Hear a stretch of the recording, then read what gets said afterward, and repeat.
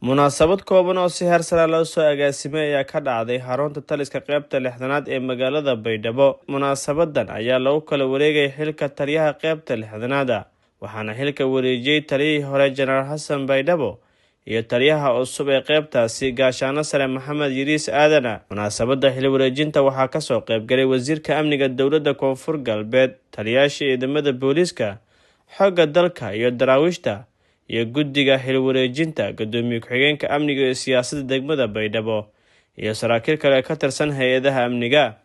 Ugu horeyn kaaliyaha qaybta 6aad Gaashaano Dhexe Ali Habada ayaa ka hadlay ujeedada munaasabada, isagoona xusay muhiimadda ay leedahay isbeddelka hoggaanka iyo adkeynta wada shaqeynta ciidamada. qaniyo la gaartay ma laga weynayo marka in caloosh lagu qaadana karaamo maahan. marka taliyana waa mahadsan yahay, waa nala soo shaqeeyey, wanaagga uu nagu soo shaqeeyay ugu mahadnaynaa. seejito isbeddel waayo qof maalin imaadaa. ana shalay guudsaadaan joogay, maanta ayaa abaandulaan qaybsanahay, beri waa ka tegayaa. taas waxaa waaye qaabka dowladnimada ay jelaysaa iyo muxuu ahaa iyo kala dambeynta. intaa markaan ka baxo, taliyihii hore qaybta 6aad General Xasan Baydhabo ayaa la dardaarmay saraakiisha iyo askarta qaybta, isagoona ugu baaqay inay si daacadnimo leh ula shaqeeyaan taliyaha cusub si loo xoojiyo amniga iyo howlgallada ciidanka. aan u hayay dowladda Soomaaliyeed ahaana taliyaha qaybta 6aad waan wareejinayaa maanta insha Allah ilaahay idinkiis awheebal dhamada ilaahay gadaashiisa nama fasneeyo waaye aniga maartay waa idinka tegayaa meel dheer email dhuuba waa idinka tegayaa. haddaan wada nool nahayna waa iska wada warqabaynaa. waxaan idin sheegayaa, waa ogtihiin raggu qaar waa ila shaqeeyeen, si fiican bay ila shaqeeyeen, qaarna waa ii seexdeen. idinkana jiifka ka soo kacaan idan leeyahay, intii ila shaqaysayna waa maxsan yihiin, intii ii seexatayna waa maxsantiin, labadaba waa maxsan yihiin. dalka cadow baan haysta, cadowgaasa dagaal naga raba. waxaan idinku dardaarminayaa inaad cadowgaas al-shabaab jid iyo jahadid inaad la dagaalantaan, ka saartan deegaanadeenna aad ka saartaan. taas in dhahda u xirataan oo ku dadaashaan in cadowgaas laga horoobo. taliyaha cusub ee qaybta 6aad Gaashaano Sare Maxamed Yiriis Aadan ayaa ugu mahadceliyay madaxda iyo saraakiisha sida sharafta leh loogu wareejiyay xilka, wuxuuna ka codsaday in si dhow loola shaqeeyo si loo gaaro guulo amni oo muuqda. nidaamka ciidanka ma qabo sareeyo guuta in amaano, laakiin taliyaha wuxuu soo qabtay wax muuqda waa. marka sidaa darteed taliya waxaan leeyahay, waxaan kuu rajaynayaa horumar iyo caafimaad. qaybta 6aad ciidanka xoogga dalka Soomaaliyeed waxay ka mid tahay qaybaha laf-dhabarka u ah ciidanka xoogga dalka Soomaaliyeed. haddaba saraakiisha, saraakiil xigeenada iyo dhammaan xubnaha ciidanka xoogga dalka Soomaaliyeed ee qaybta, waxaan kula dardaarmaa dadaalkii iyo wada shaqeyntii taliya Xasan Baydhabo ay kula shaqeeyeen in sidaasi iyo si ka wanaagsan ay ugu wada shaqeeyaan. ciidanka xoogga dalka Soomaaliyeed waajibkiisa wuxuu yahay difaaca dalka iyo dadka iyo diinta. howl culus ayaa u taalo runtii, gaar ahaan qaybta 6aad. deegaanada aan degannahay oo mas-uuliyaddeeda na saaran inaan ka xoreyno cadowga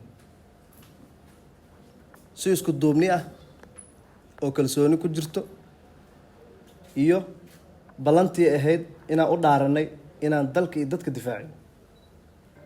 insha allahu tacaala si kalsooni iyo midnimo leh ayaan wada shaqeyn doonaa.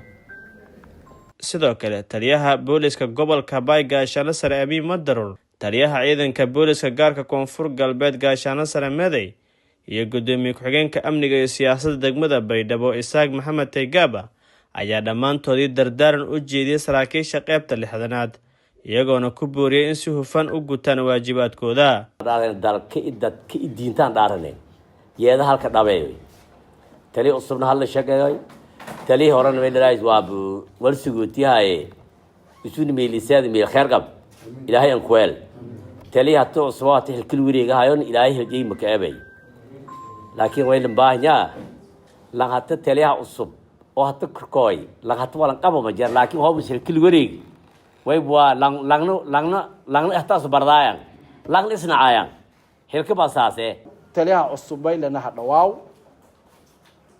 talihi hor janaan hasan Baydhabo lang eed agtaan ku wiin odaygaanu lang in badan has la shaqeeyay shaqo tan leey marka kulmo RRS kala jarni kaasay halgami badan has la marni lang wadanku xaq badan wiin ka laaw qeybtan shileedii leeyma way waa hilka baasuun ma aha qoreenis diib geeka iliisoo rooga baratin wal qaadan leh lang meelis rooga ma jar isbedelka adduunyada aakhira ka dhaantay leeyahay tali adina may ka reey kan hasan Baydhabo la shaqeeyay kan hebelahay lan badan kiin kooye dulmi lakin shaana dadkan hanu asdulmiska saayaan wal hal qobadooy wal qobanaan tali wal qobadooy may ka raw walakin garguuride kan hasan Baydhabo la isku fiiri hebel sadaaka lahay